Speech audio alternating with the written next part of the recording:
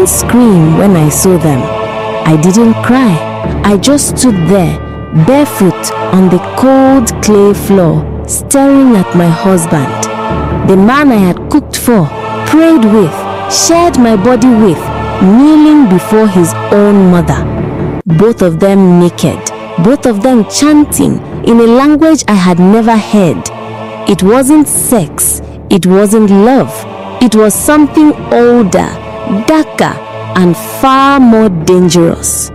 That night, I learned something I will never forget. Marriage is not just between two people. Not here. Here, it is between bloodlines, spirits, and secrets buried so deep they rot the roots of the living. I didn't grow up believing in curses. My father was a teacher, my mother a nurse. We lived in a concrete house, zinc roof, charms hanging on the doorway. I believed in logic, in reason, in the kind of truth you could underline twice in an exercise book. Then I married Obi. He was everything my mother warned me about. Charming, mysterious, too quiet when things got loud. Obi had the kind of smile that made you forget your own name, and the kind of silence that made you remember it again, painfully.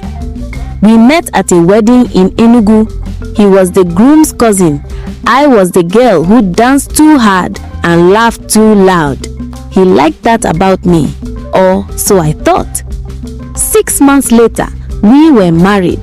Fast, yes, but love doesn't wait, does it? His village, Obuka, was nothing like mine. The roads were red and dusty. The air smelled of burning wood and something else, something older. His compound was large, 3 huts and a main house. His mother, Ezzy, lived in the biggest hut. She didn't speak much, but when she did, her words carried weight, like they were coming from under the ground. From the beginning, something was off. Ezzy didn't look at me like a mother-in-law looks at her son's wife.